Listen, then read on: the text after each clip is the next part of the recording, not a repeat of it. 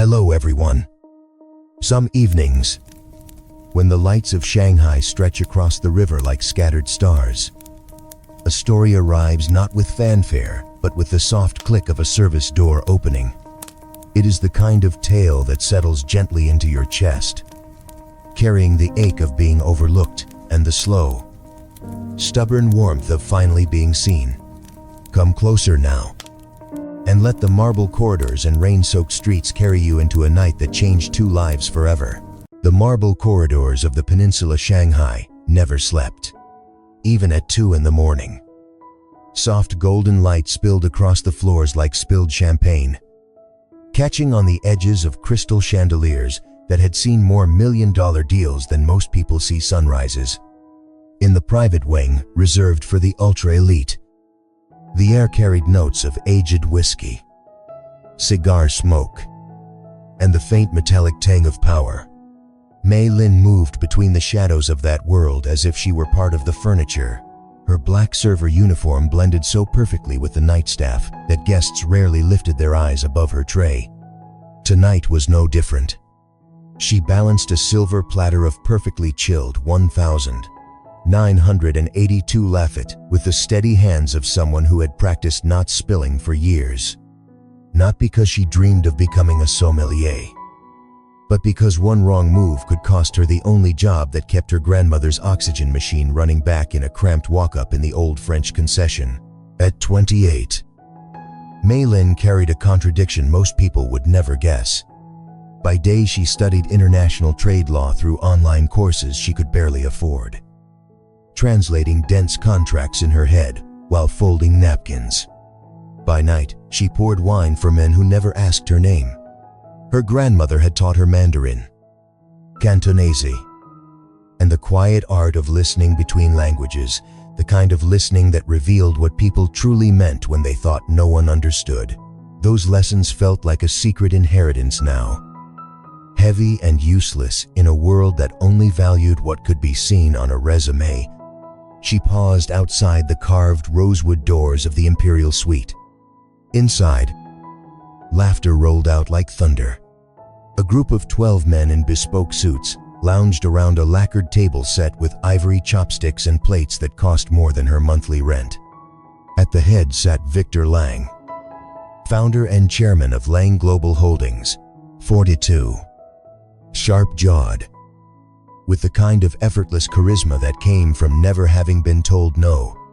His empire spanned shipping routes from Shanghai to Rotterdam, and tonight he was closing the biggest deal of his career with a consortium of Hong Kong and Singapore investors. The kind of deal whispered about in boardrooms for years. Mei Lin knocked once, softly, the way she had been trained. A junior assistant opened the door just enough for her to slip inside without being noticed. She kept her eyes lowered, moving with practiced invisibility, refilling glasses in a circle that never quite included her. The conversation flowed in English laced with Mandarin business slang terms she understood better than most of the men at the table, though none of them would ever know. Victor leaned back, swirling his wine. "Gentlemen, the numbers speak for themselves. This port expansion will triple our throughput in 18 months. His voice carried the easy confidence of someone who had built an empire on instinct and connections.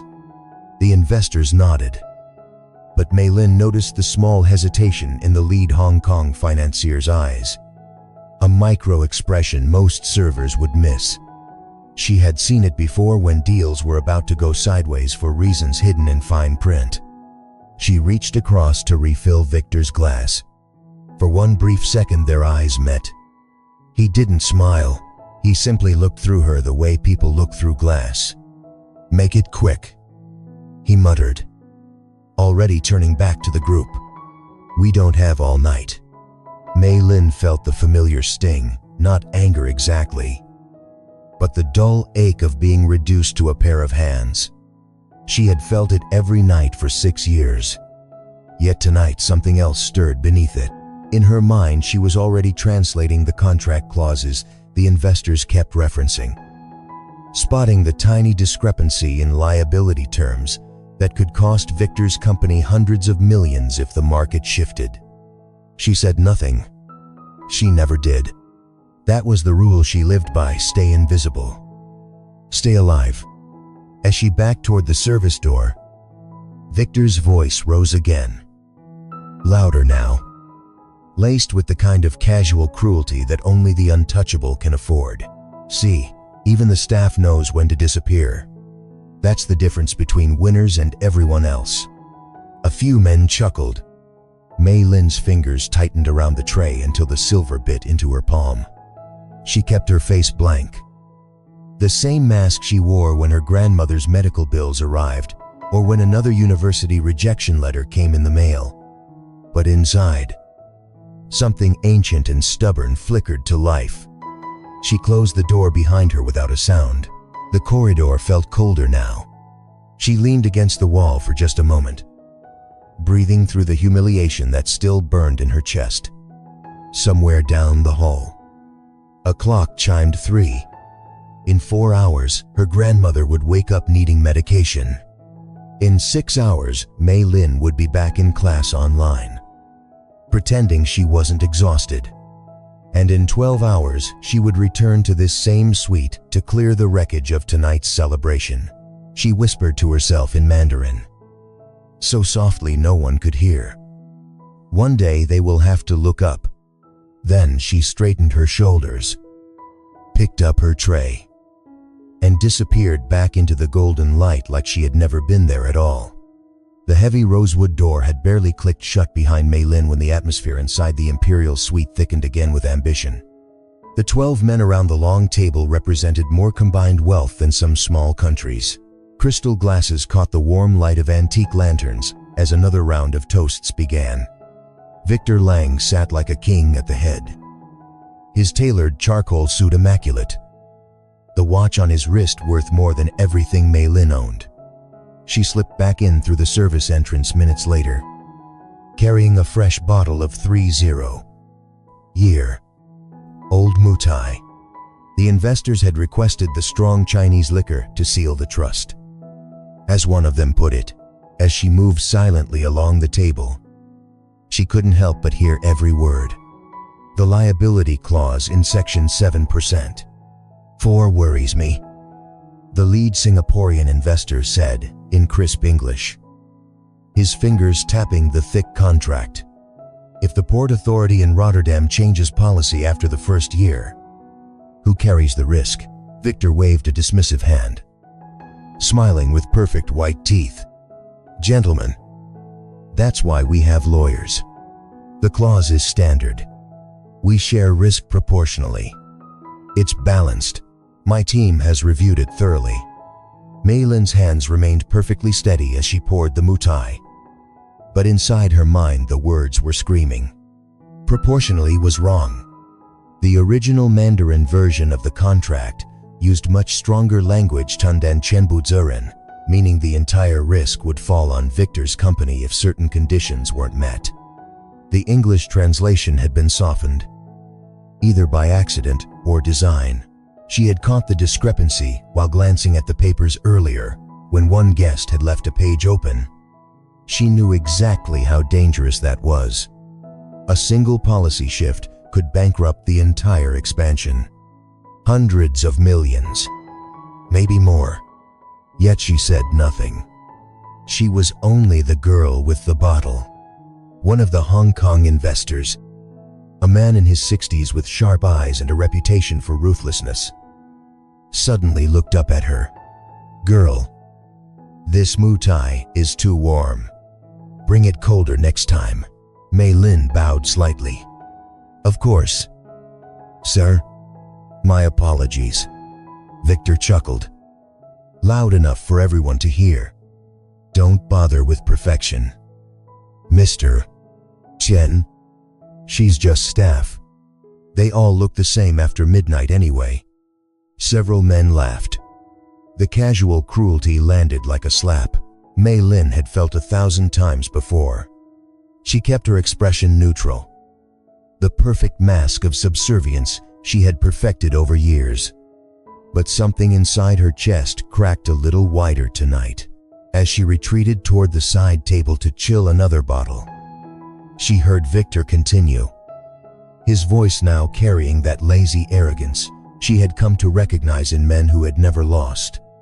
"You know what separates people like us from people like them?" He gestured vaguely toward where Mei Lin stood. "We see the big picture.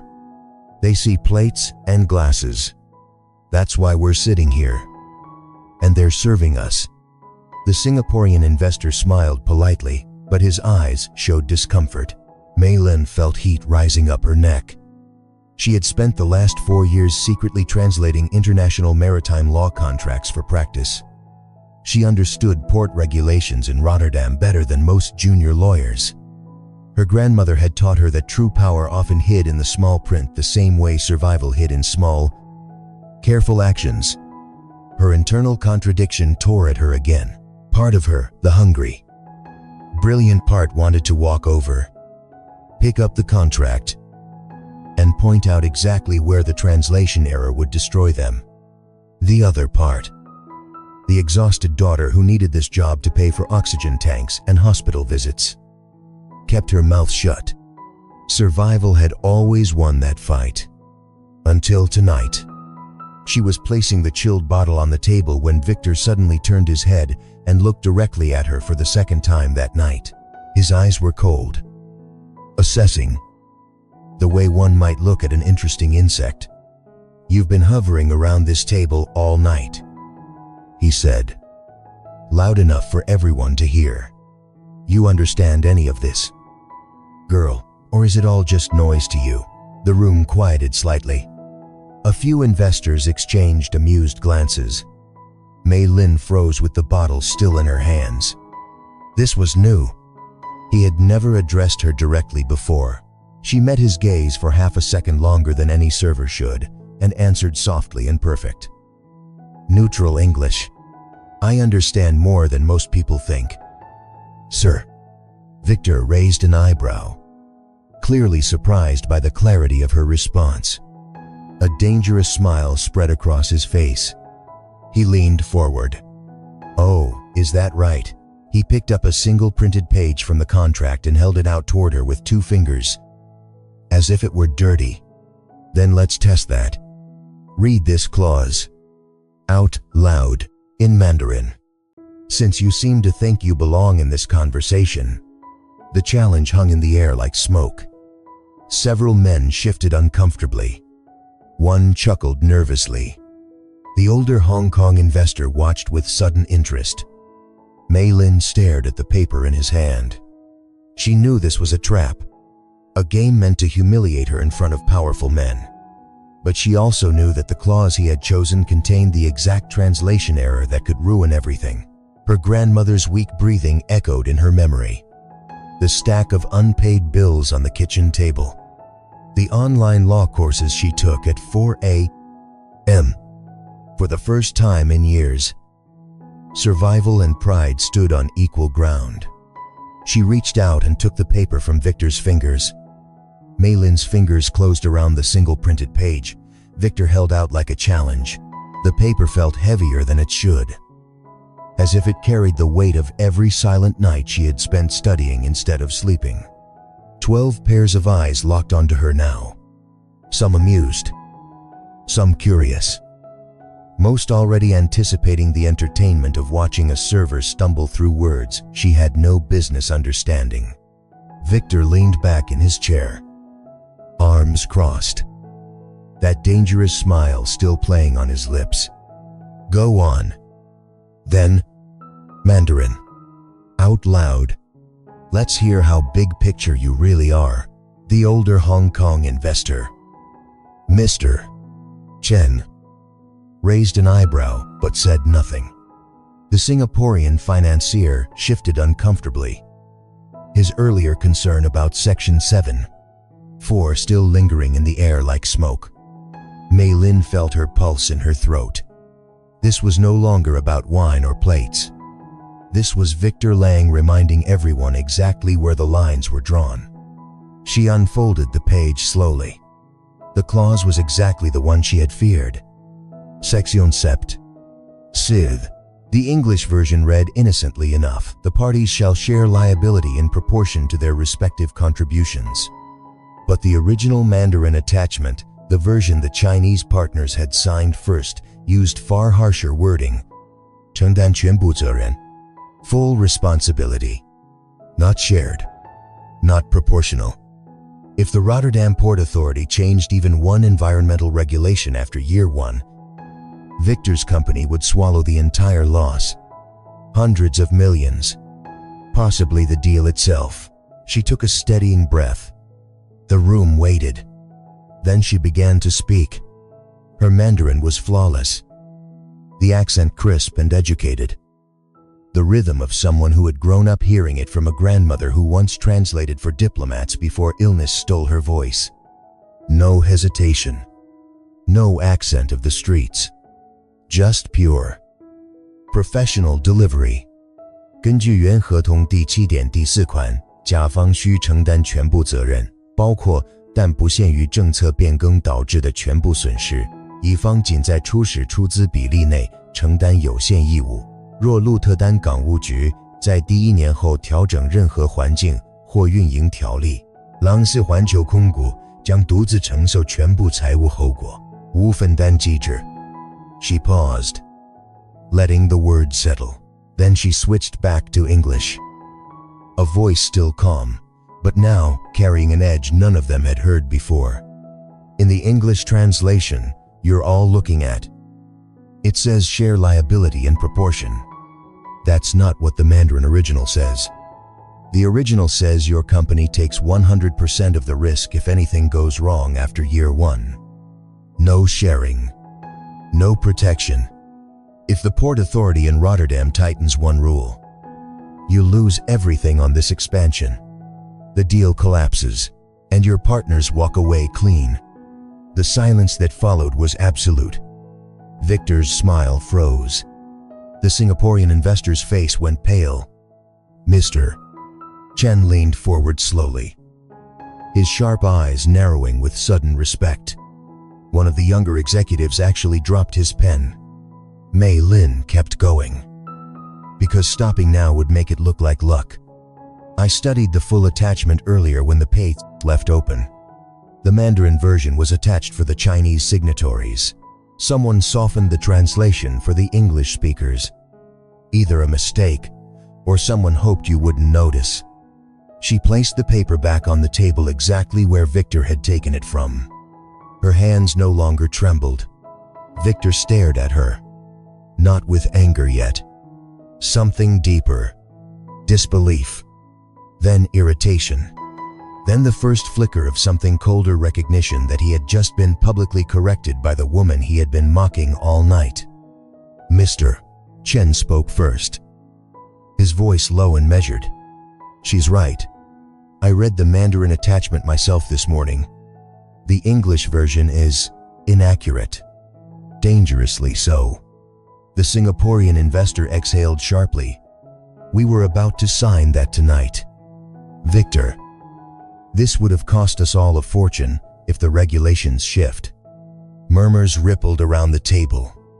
Someone pulled out their phone to check the original files. Victor's jaw tightened visibly. He had built his empire on being the smartest man in every room. Tonight, in front of the exact investors he needed to impress. A waitress had just dismantled his biggest deal in 30 seconds. He recovered quickly, the way powerful men always do.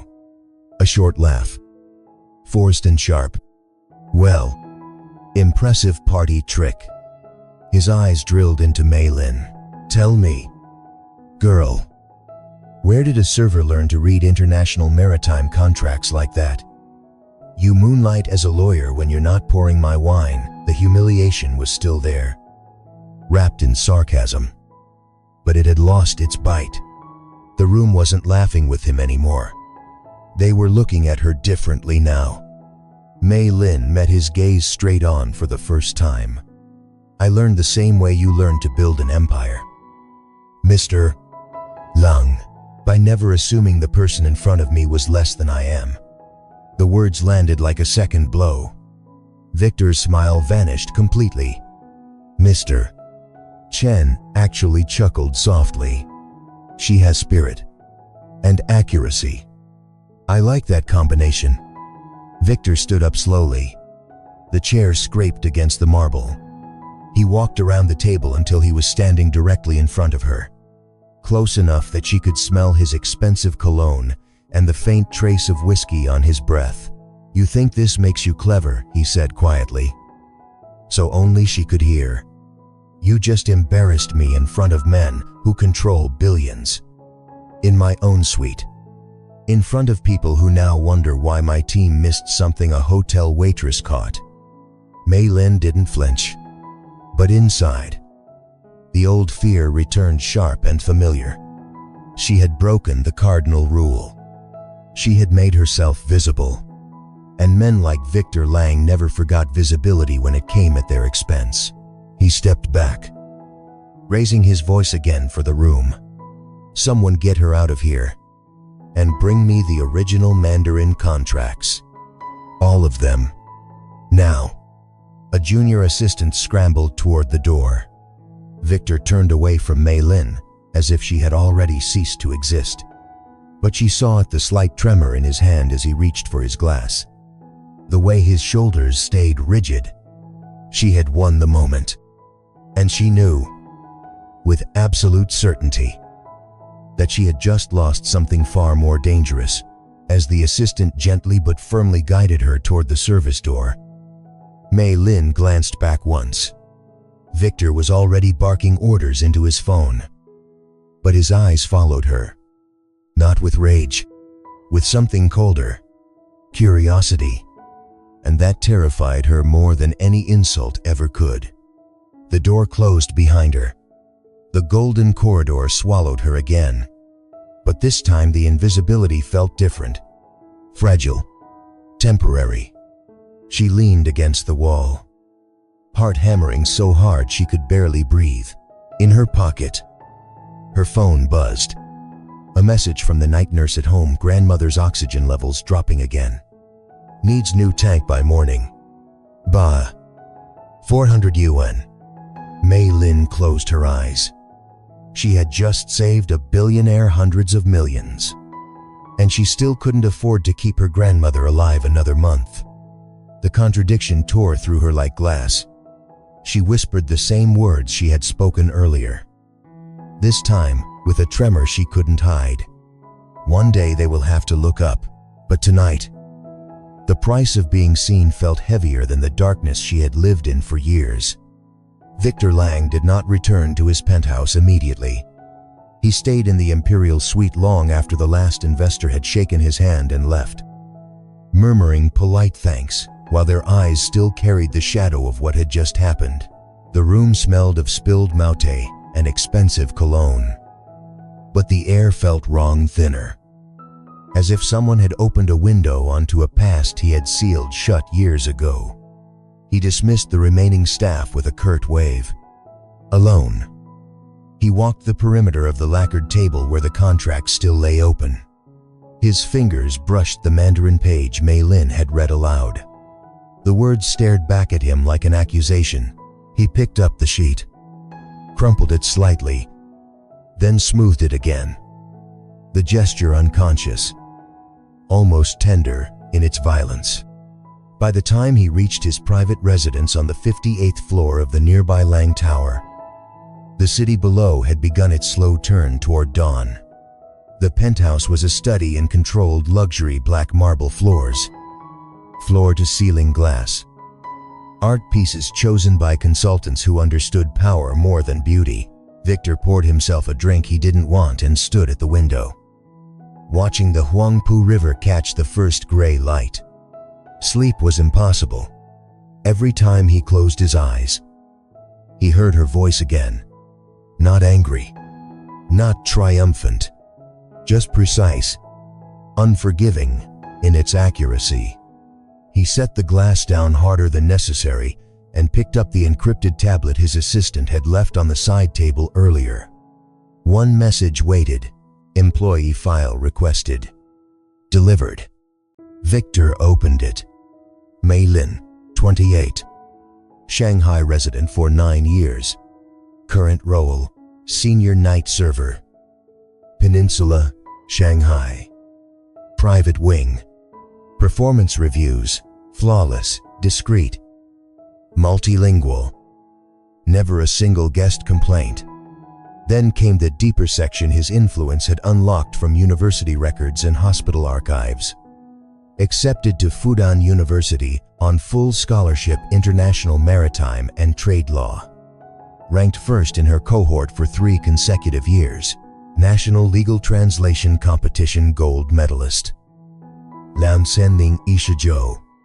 2 published papers on Rotterdam port liability frameworks while still an undergraduate. Fluent in 4 languages. References from professors who described her as the most promising mind I have taught in 20 years. Then the line that stopped him cold. Withdrawal from program. Final semester. Reason, primary caregiver for grandmother. Advanced pulmonary fibrosis. No other family support. Medical bills listed as ongoing. Current status part-time online courses while working full nights. Victor stared at the screen until the letters blurred. The penthouse was silent, except for the low hum of the climate system. He walked to the bar, poured another drink he still didn't want, and sat down heavily. The leather chair creaked under his weight. A memory surfaced without permission. A fishing village outside Qingdao. 14-year-old Wei Victor before he changed his name to sound more international, sitting on the dirt floor of their one-room house. His mother lay on the thin mat, coughing blood into a rag. The doctor from the county clinic had been blunt advanced lung disease. Needs hospital in the city. Costs more than they would see in 5 years. Victor had just been offered a spot at the provincial technical school. Full ride. Books. Uniform. Everything. His mother had pressed the acceptance letter into his hands with trembling fingers. Go, she whispered. Become someone they can't ignore. He had torn the letter in half that same night. Took the night ferry to Shanghai instead. Got a job loading containers at the old docks. Slept in a shared bunk with 8 other boys. Sent every yuan home until the money stopped mattering because his mother died 6 months later. Alone. While he was learning how to smile like the men who had once laughed at his accent. He had told himself it was necessary. Weakness got you killed. Sentimentality was for people who stayed poor. Victor set the tablet down. His hands were steady, but something inside his chest felt loose. Rattling. This woman had done the opposite. She had walked away from Fudan for the exact same reason he had walked away from his mother. Only she hadn't run. She had stayed. She had kept studying in fragments. Kept working. Kept carrying the weight without letting it turn her cruel. And tonight he had mocked her. Had tried to humiliate her in front of men who mattered. Because she had dared to be more than the uniform allowed. The realization landed like a slow punch. He stood up again, pacing the length of the living room. The river outside was turning pink now. Shanghai was waking up, indifferent to the storm inside one of its most powerful men. Victor stopped in front of a framed photograph he rarely looked at anymore. A faded color print of himself at 19. Standing on a dock. Clothes too big. Eyes already hard. The boy who had sworn never to be invisible again. He had kept that promise. But somewhere between the first million and the first billion, he had become the man who made others invisible. The man who had once been laughed at now did the laughing. The echo was unbearable. He picked up the tablet once more and stared at Mei Lin's small passport photo. Those eyes. Quiet. Stubborn. Carrying the same hunger he remembered in his own reflection 25 years ago. Victor whispered to the empty room. Voice rough with something he refused to name. You should have taken the scholarship. Mei Lin. Then. Softer. Almost against his will, and I should have stayed. He didn't call anyone, didn't fire her, didn't order an investigation. He simply sat back down, file open on his lap, and watched the sun rise over the city he had conquered at the cost of everything that once made him human. For the first time in decades, Victor Lang felt the armor he had built around himself begin to creak, and he had no idea what to do with the sound. 3 nights later, the Imperial Suite was quiet again. Stripped of investors and laughter, only the low hum of the air system and the faint clink of Mei Lin's tray broke the silence. She had been reassigned to the private wing, permanently higher pay, longer hours. No explanation. The head of night service had simply said, "Mr. Lang requested it." She knew what that meant. Visibility had consequences. She moved through the suite with the same practiced grace, replacing crystal ashtrays, wiping invisible fingerprints from the lacquered table. The contracts were gone. In their place lay a single cream-colored envelope sealed with the Lang Global Holdings crest. Her name was written across the front in handwriting she recognized from the bold signatures she had seen on shipping manifests. Mei Lin stared at it for a long moment. Then she picked it up, slipped it into the pocket of her uniform, and continued working. She would not open it in this room, not where he might have cameras watching. Ad Patru Shaptas Prazecha. When her shift ended and the corridors were empty, she took the service elevator down to the underground staff changing room. The fluorescent lights buzzed overhead like angry insects. She sat on the cold metal bench between rows of lockers and tore the envelope open with shaking fingers. Inside were 2 documents. The first was a formal letter on heavy stock paper. "Miss Mei Lin, your insight the other evening prevented a significant financial exposure for Lang Global Holdings. In recognition of that contribution, I am offering you a full scholarship to complete your degree at Fudan University tuition, living stipend, and a guaranteed position in our legal translation department upon graduation. No interview required. Start date next semester." The second document was a non-disclosure agreement. 10 pages of dense legal language. One clause stood out, highlighted in yellow. The recipient agrees that any public mention of the events of March 9th or of Mr. Victor Lang's personal involvement in this matter will result in immediate termination of support and potential legal action for breach of confidentiality. Mei Lin read it twice. Then she folded both papers neatly and placed them back inside the envelope. Her hands were steady now, but her chest felt hollow. She thought of her grandmother asleep in the tiny apartment, the oxygen machine wheezing through another night. She thought of the unread online lectures waiting on her cracked laptop screen. She thought of Victor Lang standing in front of her 3 nights ago, close enough that she could smell his fear beneath the cologne. This was not generosity. This was payment for silence, a way to tidy the embarrassment she had caused him while keeping her exactly where he could control the narrative. Accept the scholarship, and she became his project, proof that even the great Victor Lang could be magnanimous. Refuse it, and she remained the invisible server who had momentarily upset his perfect world. She slipped the envelope into her bag, changed into her street clothes, and took the long way out through the loading dock so she wouldn't pass any security cameras that might report her movements. The walk home through the pre-dawn streets of the French concession took 40 minutes. The air was damp and carried the scent of street food carts being wheeled into position. Mei Lin kept her head down, the envelope burning against her ribs like a brand.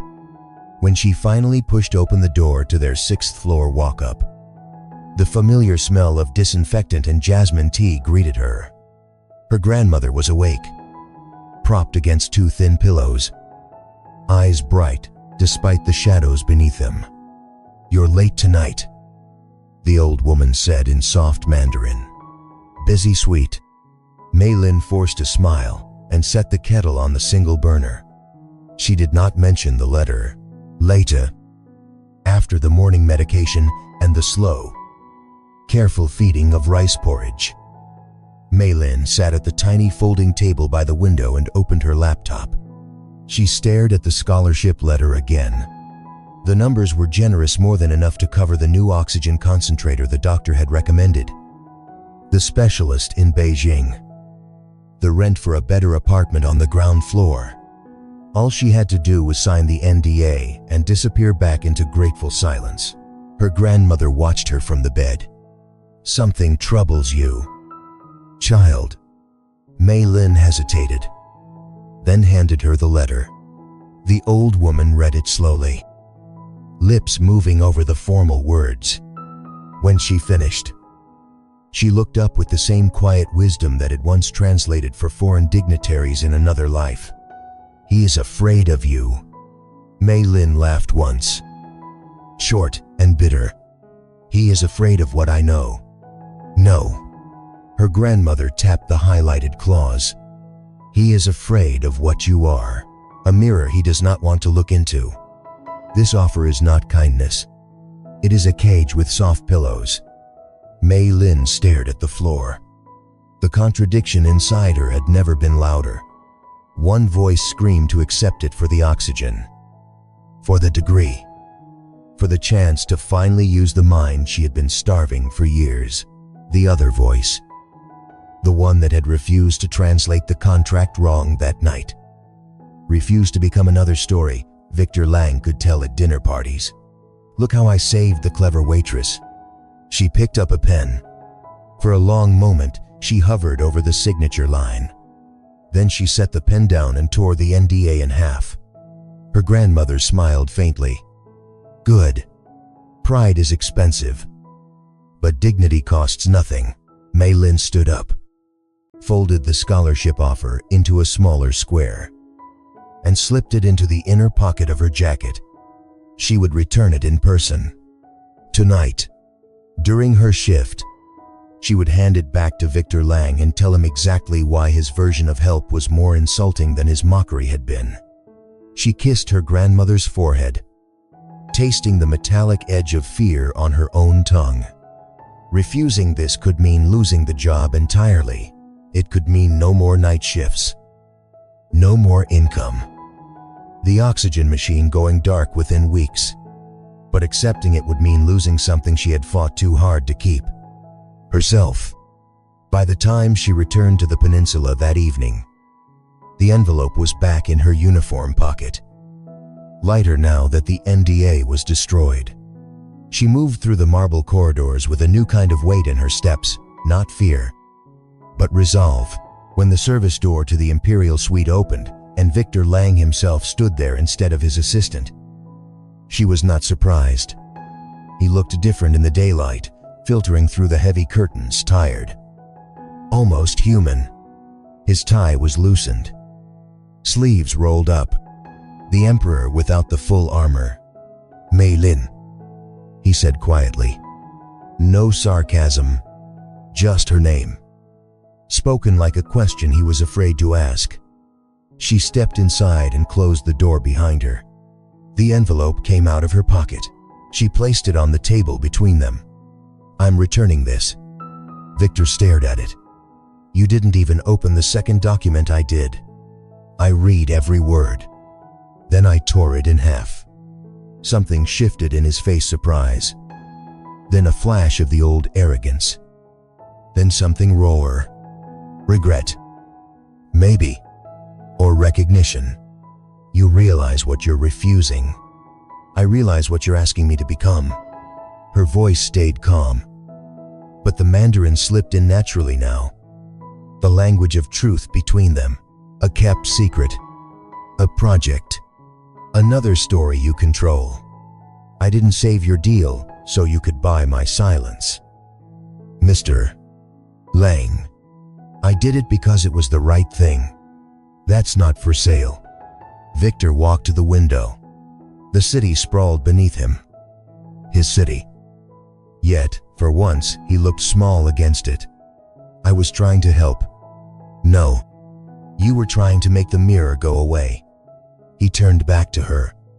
Their eyes met the same way they had the night of the dare, only this time neither looked away. "Then, what do you want?" he asked. The question sounded like it hurt him to say aloud. Mei Lin took a slow breath. The moral dilemma she had carried for days finally crystallized into words. "I want the same thing you once wanted and then forgot. A chance that isn't charity. Respect that isn't wrapped in control. And if you can't give me that, then I'd rather keep cleaning your tables until the day I can't anymore." The silence stretched. Outside, Shanghai kept moving ships on the river. Millions of lives intersecting. Indifferent. Victor Lang, the man who had never lost a negotiation in 20 years, stood speechless for the second time in front of the same woman. And Mei Lin realized, with a clarity that terrified her, that the real dare had only just begun. The imperial suite had been reset as if the previous confrontation had never happened. Fresh flowers. New contracts bound in leather. The same 12 men gathered again under the pretense of finalizing details. But the energy was different, thinner. Watchful, Victor Lang sat at the head once more. Yet his posture lacked its usual command. He had not slept properly in days.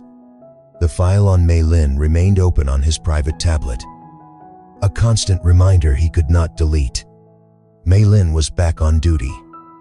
Moving through the room like a shadow, she had returned the scholarship envelope the night before with a single sentence, "I don't trade truth for comfort." Victor had not replied. He had simply nodded once and let her leave. Since then, he had watched her from the corner of his eye every time she entered, never speaking, never acknowledging, but noticing everything. Tonight, the conversation had turned dangerous again. The Singaporean investor, Mr. Tan, was pressing hard on a new environmental compliance addendum that had arrived from Rotterdam that morning. The Port Authority had quietly updated regulations overnight. The exact scenario Mei Lin had warned about was unfolding in real time. "If we sign without renegotiating the liability language," Mr. Tan said, voice tight, "we're exposed exactly as that girl predicted." "Victor, your team assured us the original Mandarin was aligned." "It's not. We need to pause." Victor's jaw clenched. He had spent the day in emergency calls with his legal department. The error was deeper than anyone had admitted. Someone on his side had deliberately softened the translation to push the deal through faster. Heads would roll tomorrow. Tonight, he had to hold the room. "I'm handling it," he said. The words clipped. "We adjust the clause tonight. Full rewrite if necessary." Mr. Chen from Hong Kong leaned back, eyes sharp. "Adjusting costs time. And face, the Port Authority already knows we're eager. They'll squeeze us." The table tensed. Papers shuffled. Victor felt the old pressure building, the same pressure that had once made him abandon his mother's bedside. He hated how familiar it felt. Mei Lin was refilling water glasses at the far end of the table when she heard the exact phrasing that confirmed the new crisis. Mr. Tan read aloud from the updated addendum. "The operator assumes proportional responsibility for any post-signature regulatory changes." The Mandarin version attached in the email chain used Chengbu again full. Absolute. The English had been softened once more. Another trap. She kept pouring. Face blank, but her mind was already racing through the exact legal precedent she had studied last year, a 2018 Rotterdam case where a similar wording had bankrupted a mid-sized shipping line in 18 months. She knew the fix. She knew the wording that would protect everyone without killing the deal. And she knew Victor would never ask her. So she did something she had never done. While clearing a used glass near the service cart, she slipped a single folded napkin under Mr. Chen's portfolio when no one was looking. On it, in neat, tiny Mandarin characters only he would recognize as deliberate D7. 四条必须改为甲方承担有限连带责任，但仅限于初始出资比例内，且需港务局书面确认后生效，否则18个月内破产。参考2018鹿特丹判例一个听得到的人。She moved on without pausing. No one noticed. Not even Victor. 10 minutes later, Mr. Chen opened his folder to reference a page. The napkin fell into his lap. He read it once, twice. His eyebrows rose. He glanced around the room, then casually slid the napkin into his pocket. For the next 20 minutes, he said nothing. Then, during a lull, while Victor was on a brief call with his lawyers, Mr. Chen cleared his throat. Gentlemen, before we rewrite everything from scratch, perhaps we can consider a limited joint liability tied only to the initial contribution ratio, conditional on written confirmation from the Port Authority after any change. It mirrors the 2018 precedent that saved several lines from collapse, keeps the timeline intact, and protects all parties. The room stilled. Victor's head snapped up from his phone. Mr. Tan blinked. That's precisely the language we need. How did you, Mr. Chen smiled faintly. I have good ears and good sources. Victor stared at the older man. Then his gaze drifted almost against his will to Mei Lin, who was now standing motionless by the service door. Eyes lowered. She had not looked up once, but Victor knew. The wording was too exact, the precedent too obscure. No one else in this room had that knowledge. Mr. Chen continued smoothly. It would be wise to adopt it immediately. Saves face for everyone. The investors murmured agreement. The tension broke like a snapped cable.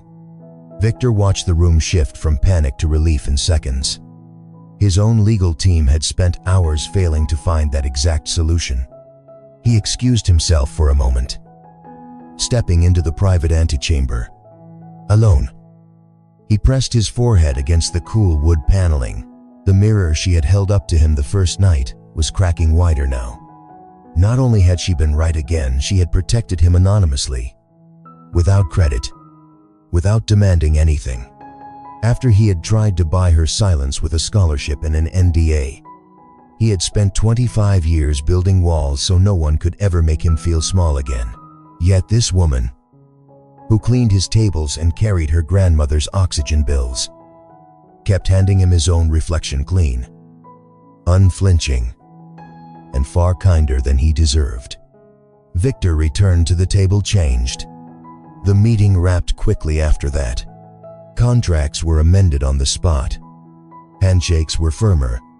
When the investors finally left, praising Victor's quick thinking, he said nothing to correct them. Mei Lin was clearing the last glasses when he spoke softly, so only she could hear. You didn't have to do that. She met his eyes for the briefest second. I didn't do it for you. Then she was gone through the service door. Victor stood alone in the empty suite. The city lights glittered beyond the windows like accusations. For the first time, he understood what his mother had tried to teach him before she died. Real strength wasn't in never being humiliated. It was in choosing not to pass the humiliation forward. He walked to the window and looked down at the street far below, where Mei Lin would soon be walking home through the damp night. His worldview, carefully constructed over decades, tilted dangerously. And for once, he did not reach for anything to steady it. The rumors began before the sun had fully risen over Shanghai. By the time Mei Lin arrived for her shift the following evening, the atmosphere in the staff corridors of the peninsula had changed. Whispers followed her like smoke. The usual nods of recognition from other night workers had been replaced by sideways glances and sudden silences when she entered the changing room. Someone had talked. It didn't take long to trace the source. One of the junior assistants who had been in the antechamber the night before had seen Mr. 21 Chen pocket the napkin. Word traveled fast in a place where status was everything. and boredom was the real enemy. Within hours, the story had grown. The quiet server had not only corrected Victor Lang once, but twice. She had saved the biggest deal of the year, and she had done it without asking for anything. To the staff below her, this was betrayal. To the management above, it was a dangerous disruption. Mei Lin felt it immediately when she reached the service station. Her name had been crossed off the Imperial Suite roster. Instead, a new assignment waited. The basement banquet halls, the oldest, the dampest part of the hotel reserved for low-budget corporate events and storage overflow. The head waitress, a sharp-faced woman named Madame Wu who had worked there for 15 years, shoved the new schedule at her chest. New orders from above, she said coldly. Apparently some people think they're too good for silver service. Basement duty suits, those who like to play hero in secret. Mei Lin took the paper without expression. I didn't ask for special treatment. Madame Wu laughed. A short, ugly sound. No. Then why is Mr. Lang's personal assistant asking questions about you? Why are people saying you've been having private conversations with the owner of Lang Global? Some of us have families to feed too. You know, we don't all get to play genius at night. The other girls nearby pretended to organize trays but listened hungrily. One of them, a young Cantonese girl Mei Lin had once covered a shift for, looked away guiltily. The real humiliation came 3 hours into her shift. The basement hall was hosting a loud wedding reception for a mid-level government official's son. The air was thick with cigarette smoke, spilled beer, and the smell of old carpet. Mei Lin was on her knees, scrubbing a red wine stain from the carpet when the door opened. A group of 5 hotel managers walked in, led by Victor's personal assistant, a sleek man in his 30s named Daniel Shen who had always treated staff like furniture. They stopped a few meters away, watching her. Daniel spoke loudly enough for the nearby guests to hear. Miss Mei Lin. Interesting. I heard you've been offering legal advice to billionaires lately. Yet here you are on your knees. Quite the fall from the Imperial Suite, isn't it? A few guests turned their heads. Someone laughed. The bride's drunken uncle raised his glass mockingly. Hey smart girl, translate this for me. How does a waitress become a lawyer overnight? Mei Lin rose slowly, her knees aching, hands stained dark red from the cheap wine. She met Daniel's eyes. I was never a lawyer. I simply saw something that needed fixing. Madame Wu appeared behind the managers, arms crossed, a satisfied smirk on her face. See that attitude? This is why we had to move her. She doesn't know her place. The words landed exactly where they were meant to. Mei Lin felt something crack inside her chest. Not anger this time, exhaustion. Bone deep, soul-crushing exhaustion. She thought of her grandmother waiting at home, the oxygen tank gauge dropping lower every day, the new concentrator they couldn't afford, the latest hospital letter that had arrived that morning threatening to cut services if the outstanding bill wasn't paid by next week. She had refused Victor's scholarship, refused the easy way out. And this was her reward: public degradation in front of people who would forget her name by tomorrow. That night, after her shift ended at 3 a.m., Mei Lin walked home through pouring rain. She had no umbrella. The water mixed with the tears she finally allowed herself to shed. Each step felt heavier than the last. For the first time in years, her stubborn independence felt less like strength and more like self-destruction. She stopped under a broken streetlight, soaked to the bone, and whispered into the rain. Maybe I was wrong. Maybe I should have just taken the money and stayed quiet. The words tasted like ash. Her phone buzzed in her pocket. A message from the night nurse grandmother had another bad episode. Emergency oxygen needed. Please come quickly." Mei Lin stared at the screen until it blurred completely. The woman who had twice saved Victor Lang's empire now stood alone in the rain, unsure if she still had the strength to save the only person who had ever believed in her. And somewhere high above the city, in his glass tower, Victor Lang was about to discover exactly how much damage his silence had caused. Victor Lang had not driven himself anywhere in 11 years. Tonight he gripped the wheel of the matte black Maybach like a man drowning. Windshield wipers fighting a losing battle against the downpour that had turned Shanghai into a blurred watercolor of lights and regret. Daniel Shen's voice still echoed in his head from 30 minutes earlier. They moved her to the basement halls. "Sir." Publicly. Madame Wu made sure everyone saw. She's scrubbing stains on her knees while guests laugh about the genius waitress. She hasn't said a word to anyone, but the night nurse just messaged security her grandmother's oxygen dropped again. She's walking home in this. Victor had not answered. He had simply taken the keys, left the tower, and followed the discreet GPS ping his security team kept on all key staff. No driver, no entourage, just the rain and the crushing weight of his own silence. He spotted her at the corner of Rue de la Porte and Xiangyang Road, the old French concession streets she always took to avoid the main avenues. Mei Lin walked with her head down, uniform soaked through, black hair plastered to her face. No umbrella, no coat, just the same steady stride that had carried her through 6 years of night shifts and secret study sessions. The sight hit Victor harder than any boardroom defeat. He pulled over, tires slicing through flooded gutters. The door opened. Rain slammed in. Mei Lin. She stopped but did not turn at first. When she finally did, her eyes were raw, red-rimmed, yet dry, no tears left after the basement humiliation. The streetlight above her flickered, casting fractured shadows across her face. "Mr. Lang," she said, voice flat, almost lost under the roar of rain. "If you've come to fire me, just say it. I'm too tired for more games." He stepped out into the storm without a coat. Within seconds, his shirt clung to him like a second skin. Water streamed down his face, mixing with something that might have been sweat or might have been the first tears he had allowed himself since his mother's funeral. "I didn't know," he said. The words felt inadequate, ridiculous even.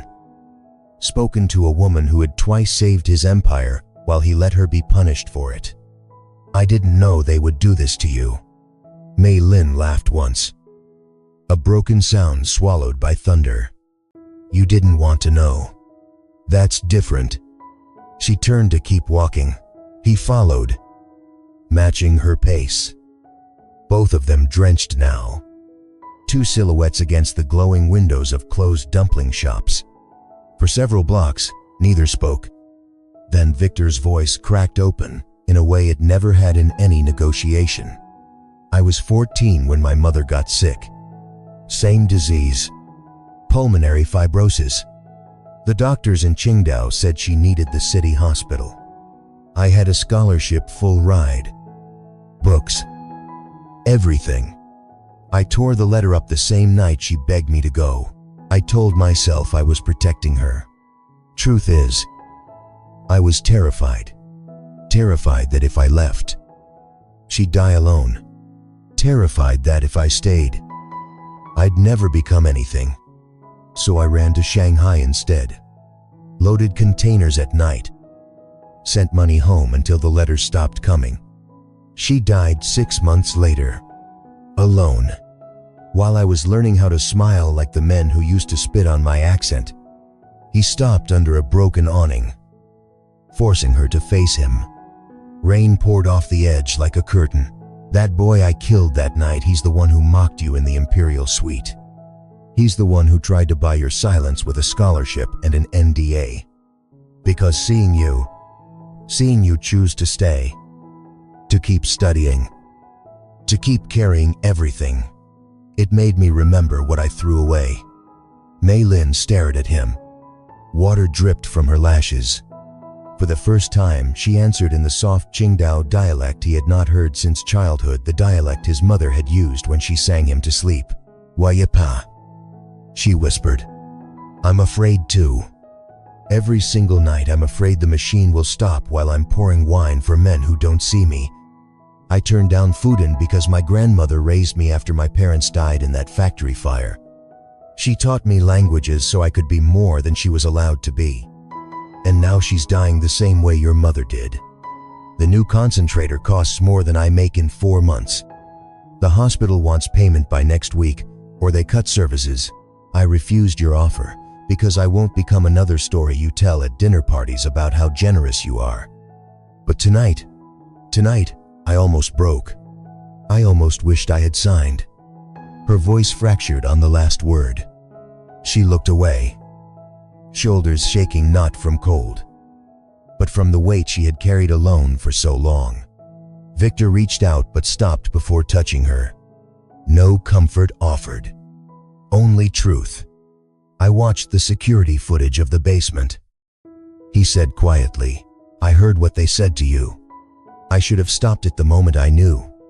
I didn't, because stopping it would mean admitting I still carry that 14-year-old boy inside me, the one who was humiliated every day for dreaming too big. I became the humiliator instead. You showed me that mirror twice, and instead of thanking you, I let them drag you down into the basement." He took a step closer. Rain hammered between them. "You don't have to forgive me, but I'm done hiding behind power. Tomorrow every person who mocked you answers to me. Not because I'm generous, because it's right. And the hospital bill, I'll pay it. Not as charity, as restitution. But only if you let me. Only if you tell me how to do it without taking your dignity." Mei Lin searched his face for the lie she expected to find. She found none. Only exhaustion and something painfully familiar, shame that had finally grown too heavy to carry alone. She spoke again in the dialect that suddenly felt like the only honest language left between them. "Wabushin shikuta. I don't want to lose her." Victor nodded once, rain streaming down his cheeks like the tears he could no longer hold back. "Then don't let my mistakes cost you the time you still have with her." For a long moment they stood there. Two people who had once been invisible in different ways, now seen completely by the only person who could understand the cost. No promises of jobs or romance, just the raw, earned understanding that both of them had survived by becoming harder than the world that tried to break them, and that hardness had finally begun to crack in the same storm. Mei Lin looked toward the distant glow of her apartment building. "My grandmother is waiting," she said softly. Victor opened the passenger door of the Maybach. "No driver, just him. Let me take you home. Not as your boss, as someone who finally remembers what it feels like to be the one who stayed." She hesitated one heartbeat longer. Then she stepped inside. The door closed. The rain kept falling, washing the streets clean in a city that never slept. But inside the car, something ancient and stubborn had finally shifted between them, and neither of them knew yet how far that shift would take them. The hospital corridor smelled of antiseptic and fear. Mei Lin sat on a plastic chair outside the intensive care unit, her grandmother's latest oxygen reading still flashing red in her mind. The bill had been paid. Victor had seen to that without a single condition, but the relief felt hollow. Because while her grandmother fought for every breath upstairs, downstairs in the same building, a different kind of fight was about to begin. Victor had asked her to meet him here at dawn. Not at the hotel, not at his tower. Neutral ground, he had said. She had almost refused. But the quiet stand she had been preparing for weeks now demanded she face him one more time. He arrived alone, raincoat collar up, looking like any other worried relative, until you noticed the way the nurses recognized him and quickly looked away. He carried a thin folder. No entourage. No power display. Just the man who had stood in the rain with her and finally spoken the truth. "They found something," he said without greeting. "In the Rotterdam port files. The environmental addendum we fixed. It wasn't the only hidden clause. There's a whole parallel contract. 1. My own legal team buried. It routes toxic waste through villages along the shipping route in Southeast Asia. Workers there, mostly women and children, are getting sick. Same symptoms as my mother. As your grandmother. The numbers are staggering. And I never knew. Or maybe I didn't want to know." Mei Lin took the folder. Her hands did not shake this time. Inside were translated documents. Internal memos. Whistleblower emails her anonymous contact in the Port Authority had risked everything to send her 3 nights ago. The deeper injustice she had suspected since the night of the dare. Victor's empire wasn't just careless, it had been deliberately blind. "I could have ignored it," she said quietly. "Taken the paid hospital bill. Gone back to the basement. Kept my mouth shut. But every time I close my eyes, I see those villages.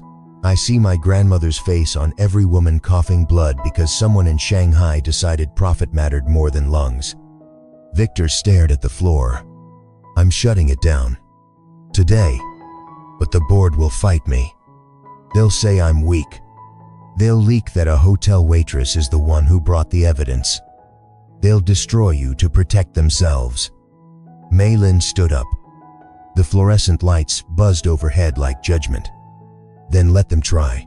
She had spent the last week doing what no one expected. Using her night hours after the basement shift. She had contacted the exact regulators in Rotterdam and Singapore who could force an audit. She had translated every incriminating page herself, attached her real name, and sent the package not anonymously this time, but with a cover letter written in flawless legal Mandarin and English. The letter ended with a single line: "I was the server who corrected Section 7. See, I will not stay silent while people die for cargo routes." The reversal she had never asked for was coming, but it would not be gentle. That afternoon, the boardroom on the 58th floor of Lang Tower became a battlefield. Victor had called an emergency session. 12 men and 3 women who had built the empire with him sat around the black marble table. Mei Lin was not invited. She did not need to be. The live feed from the internal compliance system, something she had quietly suggested weeks earlier, played on a monitor in the hospital waiting room where she sat with her grandmother's hand in hers. Victor stood at the head of the table. No tie. Sleeves rolled up like the night he had driven her home in the rain. "I am terminating the Southeast Asia waste contract effective immediately. Full compensation to affected communities. Independent audit, and any board member who fights this will be removed." Chaos erupted. Voices overlapped. Accusations flew. One director slammed his fist down. "This is because of that girl, isn't it? The waitress. You're letting a nobody dictate billion-dollar policy." Victor's voice cut through like a blade. "That nobody saved us twice. And now she's saving people we never saw.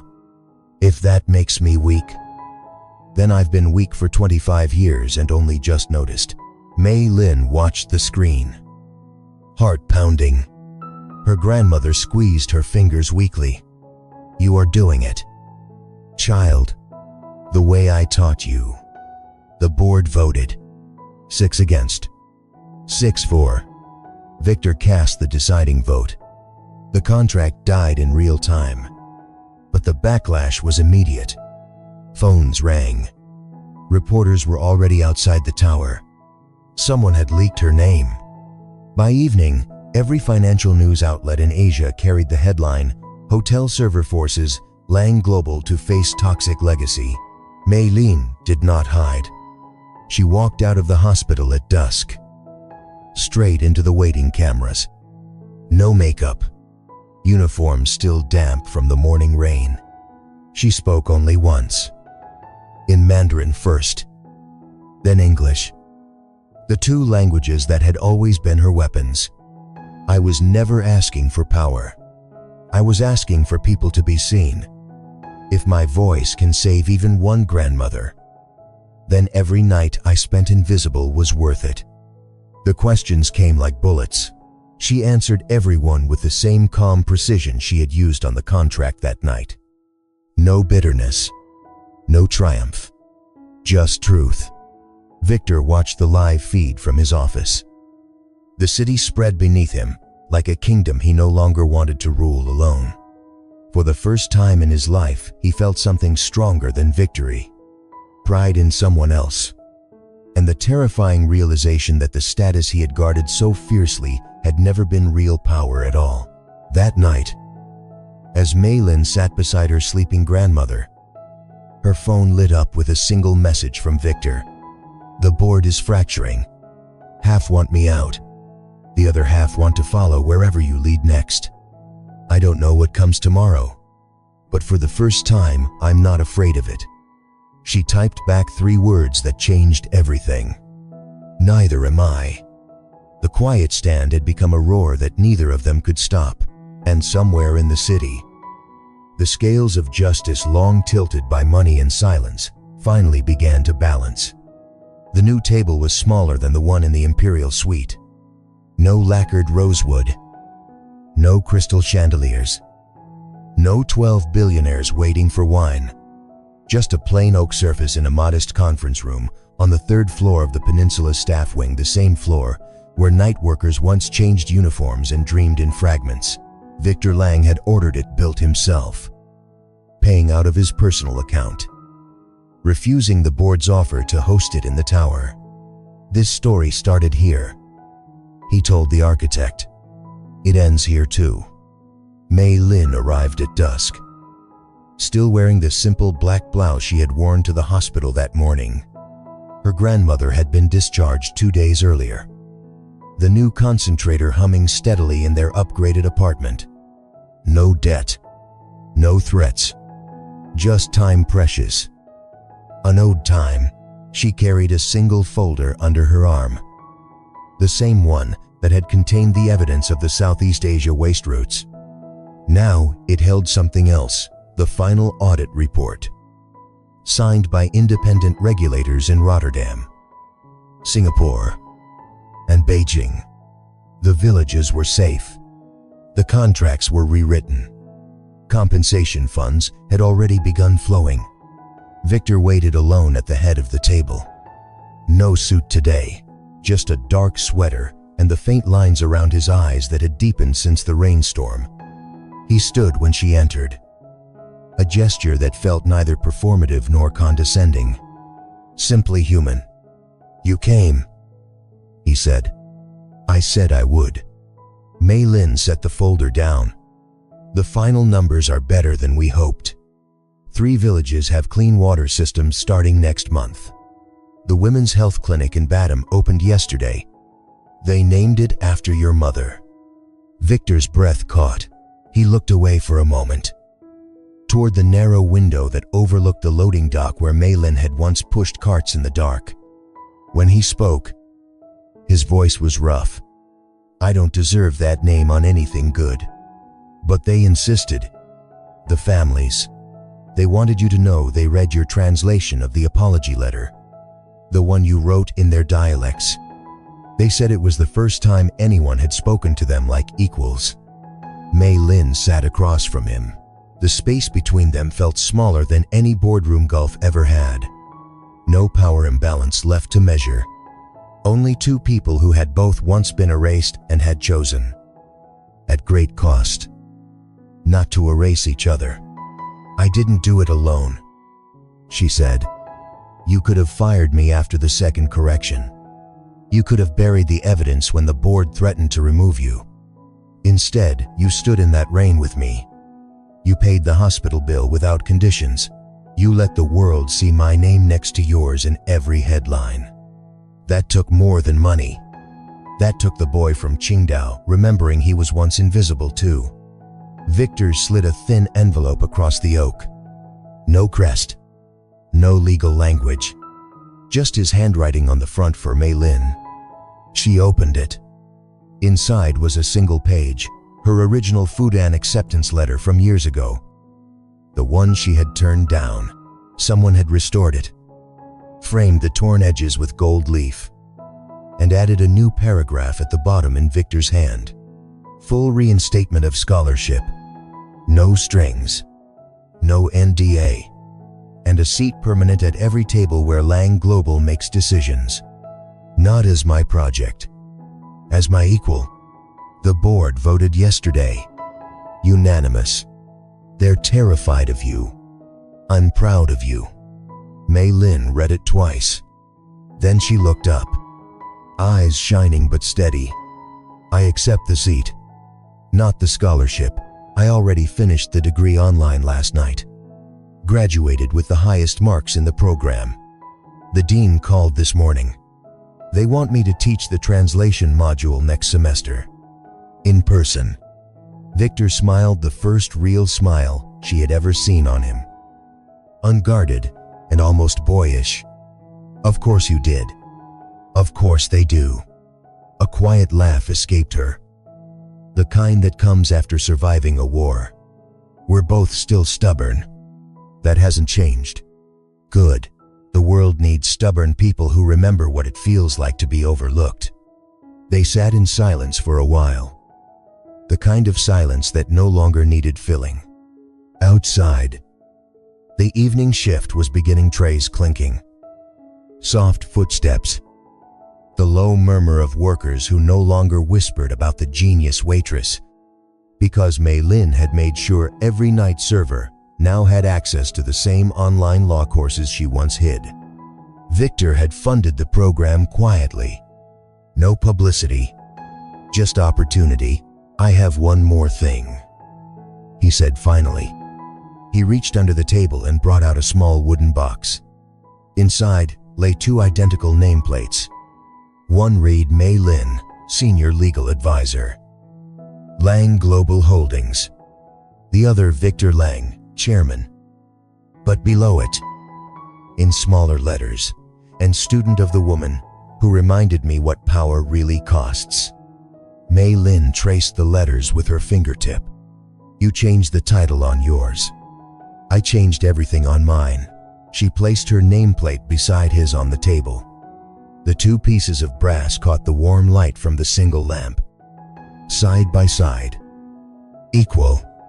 Tomorrow, we meet the Rotterdam delegation, she said. They want to thank us in person. I'll translate. But this time, you'll listen first. Then I'll speak. Then we decide together. Victor nodded. The way it should have been from the beginning. Mei Lin stood. He stood with her. At the door, she paused.